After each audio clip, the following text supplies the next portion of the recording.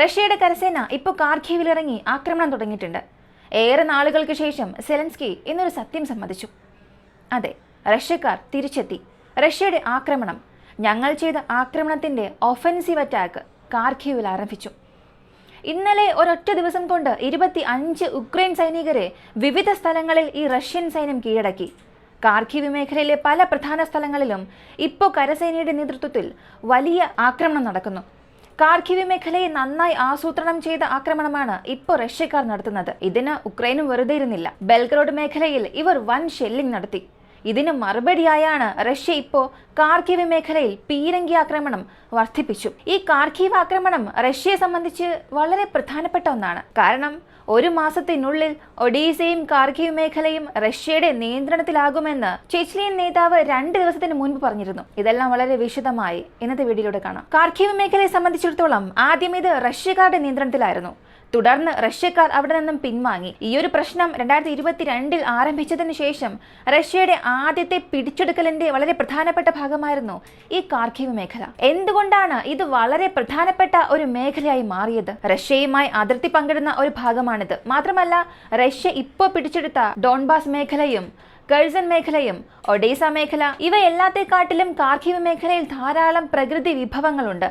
ഉക്രൈന്റെ gas facility ഉള്ള സ്ഥലങ്ങളിൽ കാർഖീവ് വളരെ പ്രധാനപ്പെട്ട ഒന്നാണ്. ഇക്കാരണത്താൽ റഷ്യ എല്ലായ്പ്പോഴും കാർഖീവ് മേഖലയെ ലക്ഷ്യം വെച്ചിരുന്നു. എന്നാൽ അതിനുശേഷം വീണ്ടും ഉക്രൈൻ പ്രത്യാക്രമണം നടത്തി. റഷ്യയും അവിടെ നിന്ന് പിൻവാങ്ങാൻ തുടങ്ങി. റഷ്യ അതിന് പറഞ്ഞ കാരണം, ഞങ്ങൾക്ക് മറ്റു പ്രദേശങ്ങളിൽ ശ്രദ്ധ കേന്ദ്രീകരിക്കണം, ഞങ്ങൾക്ക് ആവശ്യമുള്ളപ്പോൾ ഞങ്ങൾ കാർഖീവ് മേഖലയെ തിരിച്ചെടുക്കുമെന്ന് പറഞ്ഞു. എന്ന് പറഞ്ഞ് ആ മേഖലയിൽ നിന്നും പിൻവാങ്ങുകയും ചെയ്തു. എന്നാൽ ഉക്രൈൻ ഇതിന് പറഞ്ഞത്, റഷ്യക്കാർ ഇക്കാരണത്താൽ പിൻവാങ്ങിയതല്ല, ഞങ്ങളുടെ ആക്രമണത്തെ നേരിടാൻ കഴിയാതെ അവർ കാർഖീവ് മേഖലയിൽ നിന്നും പിൻവാങ്ങിയത് എന്ന് പറഞ്ഞു. ഇതൊക്കെ പണ്ട് നടന്നതാണ്. എന്നാൽ കഴിഞ്ഞ ഒരു മാസമായി കാർഖീവ് മേഖലയിൽ റഷ്യ വീണ്ടും ആക്രമണം തുടങ്ങിയിട്ടുണ്ട്. ഉക്രൈനും റഷ്യൻ അധിനിവേശ പ്രദേശത്തിനും ഇടയിൽ ഒരു ഫ്രണ്ട് ലൈൻ ഉണ്ട്.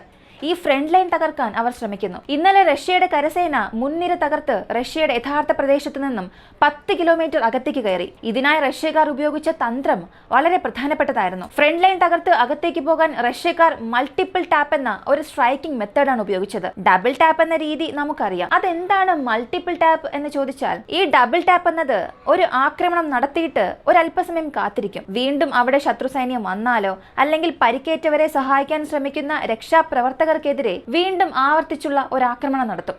ഇതാണ് ഡബിൾ ടാപ്പ് എന്ന രീതി. ഇനി മൾട്ടി ടാപ്പ് എന്ന് പറഞ്ഞാൽ, മൾട്ടി ഡയറക്ഷനിൽ നിന്ന് ഒരു പ്രത്യേക സ്ഥലത്തേക്ക് അല്ലെങ്കിൽ ഒരു പ്രത്യേക സ്ക്വയർ കിലോമീറ്ററിനുള്ളിൽ ഒരു ഗ്യാപ്പ് പോലും ഇല്ലാതെ അവിടെയുള്ളവർക്ക് എന്ത് സംഭവിക്കുന്നു എന്ന് അറിയുന്നതിന് മുൻപ് തന്നെ ആക്രമണം നടത്തുന്ന ഒരു രീതിയാണ് ഈ മൾട്ടി സ്ട്രൈക്ക് മെത്തേഡ്. ഇപ്പോൾ ഉക്രൈന്റെ മുൻനിര തകർത്തത് ഒരു കംപ്ലീറ്റ് മൾട്ടി ടാപ്പ് സ്ട്രൈക്കിലൂടെയാണെന്ന് റഷ്യ പ്രഖ്യാപിച്ചു. പീരങ്കികൾ, MLR സംവിധാനം, അൺഗൈഡഡ് ബോംബുകൾ എന്നിവയ്ക്ക് പുറമെ ഇന്നലെ രാത്രി ഉക്രൈന് നേരെ ഒരു മിസൈൽ മഴ തന്നെ പെയ്തു. ഈ 10 കിലോമീറ്ററോളം മുൻനിരയെ മറികടന്ന റഷ്യയെ സംബന്ധിച്ചിടത്തോളം ഇത് വളരെ പ്രധാനപ്പെട്ട ഒരു കാര്യമാണ്. എന്തുകൊണ്ടാണ് ഇപ്പോൾ ഇതൊരു പ്രധാന കാര്യമായി കണക്കാക്കുന്നത് എന്ന് ചോദിച്ചാൽ 3 കാരണങ്ങളുണ്ട്. പലയിടത്തുമായി ഉക്രൈന്റെ ശ്രദ്ധ മാറ്റുക എന്നുള്ളതാണ് ആദ്യത്തെ കാര്യം. മുൻനിരയെ സംബന്ധിച്ചിടത്തോളം ഉക്രൈൻ ഇപ്പോൾ പറഞ്ഞത്, എല്ലാ പ്രദേശങ്ങളും ഒരേ സമയം കേന്ദ്രീകരിക്കാൻ നമുക്കാകില്ല.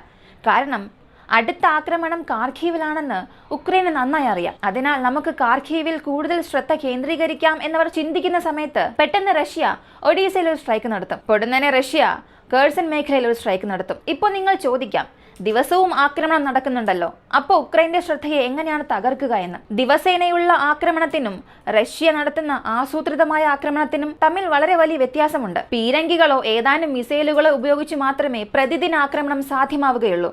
പക്ഷേ ആസൂത്രിത ആക്രമണത്തിൽ ഈ സംഖ്യകൾ 10 മടങ്ങ് കൂടുതലായിരിക്കും. അത് കാണുമ്പോൾ റഷ്യയുടെ ശ്രദ്ധ ആ മേഖലയിലേക്കാണെന്ന് തോന്നും. ഉക്രൈനും ഇത് നന്നായി തന്നെ അറിയാം. പക്ഷെ അവർക്കിപ്പോ മറ്റു മാർഗമില്ല. ഒരു സ്ഥലത്ത് സ്ട്രൈക്കോ ആക്രമണമോ നടക്കുമ്പോൾ അത് തടയാനും തിരിച്ചടിക്കാനും അവർക്ക് അവരുടെ വ്യോമ പ്രതിരോധ സംവിധാനം, പീരങ്കി യൂണിറ്റുകളും മാറ്റേണ്ടി വരും. അവരിത് ചെയ്യുമ്പോൾ ഒരിടത്ത് സൂക്ഷിച്ചു വെച്ചിരിക്കുന്ന ആയുധങ്ങൾ പല സ്ഥലങ്ങളിൽ സ്പ്രെഡ് ആകും. ഇത് റഷ്യക്ക് ആക്രമിക്കാൻ വീണ്ടും അവസരം നൽകുന്നു. ഇതാണ് ഒന്നാമത്തെ കാര്യം. രണ്ടാമത്തെ കാര്യം, റഷ്യയിൽ നടന്ന പ്രസിഡന്റ് തിരഞ്ഞെടുപ്പാണ്. 5ാം തവണയും പുടിൻ പ്രസിഡന്റായി റഷ്യയിലെത്തി. അദ്ദേഹം വന്നതിന് ശേഷം സത്യപ്രതിജ്ഞ ചടങ്ങ് കഴിഞ്ഞു. ഈ ചടങ്ങ് കഴിഞ്ഞ് റഷ്യക്കാർക്ക് വലിയൊരു വിജയം പുടിന് കാണിച്ചു കൊടുക്കണമായിരുന്നു. ഞങ്ങൾ ഈ പ്രദേശം പിടിച്ചെടുത്തു, ഞങ്ങൾ ഉക്രൈൻ കീഴടക്കി, അല്ലെങ്കിൽ ഒരു ഭൂപ്രദേശം ഞങ്ങൾ പിടിച്ചെടുത്തു എന്ന് റഷ്യക്കാർക്ക് വലിയൊരു വിജയം കാണിക്കണം. ഇതിന് പുടിനുള്ള നല്ലൊരു അവസരം കാർഖീവ് റീജിയൻ ആണ്. കാരണം അത് ഇതിനകം റഷ്യയുടെ നിയന്ത്രണത്തിലായിരുന്നു.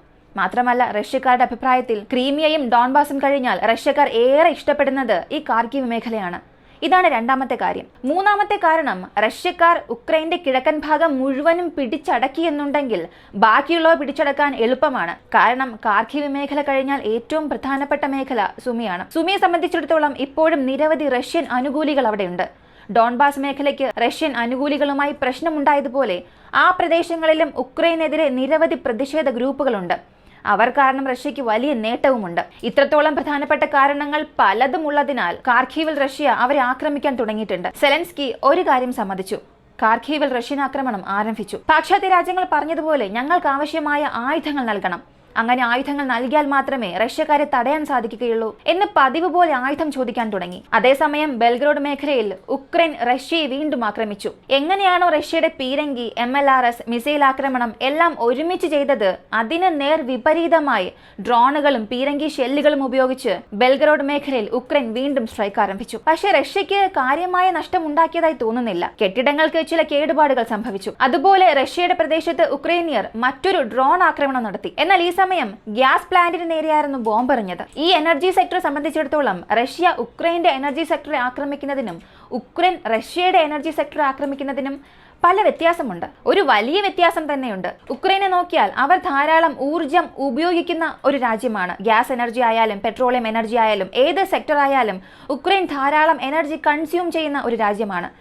എന്നാൽ റഷ്യ എടുത്തു നോക്കിയാൽ ധാരാളം എനർജി ഉൽപ്പാദിക്കുന്ന ഒരു രാജ്യമാണ്. ഇവ രണ്ടും തമ്മിലുള്ള വ്യത്യാസം നമ്മൾ മനസ്സിലാക്കണം. കാരണം അവർ ഒരു ഉപഭോക്താവിനെ ആക്രമിക്കുമ്പോൾ അത് അവരെ മാത്രമേ ബാധിക്കുകയുള്ളൂ.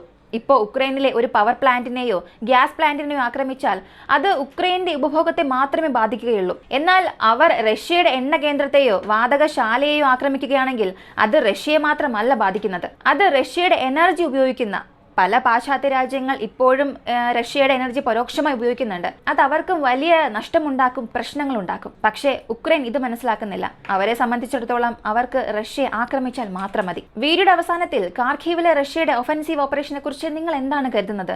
ഈ ആക്രമണത്തിൽ റഷ്യക്ക് നേട്ടമുണ്ടാകുമോ, അതോ ഉക്രൈൻ ഈ ഒരു ആക്രമണം തടയുമോ? നിങ്ങളുടെ അഭിപ്രായം കമന്റിൽ പറയുക. വീഡിയോ ഇഷ്ടമായ ലൈക്ക് ചെയ്യുക, ഷെയർ ചെയ്യുക. നമ്മുടെ ചാനൽ ആദ്യമായി കാണുന്നവരാണെങ്കിൽ മറക്കാതെ സബ്സ്ക്രൈബ് ചെയ്ത് സപ്പോർട്ട് ചെയ്യുക. മറ്റൊരു വീഡിയോയുമായി വീണ്ടും കാണാം.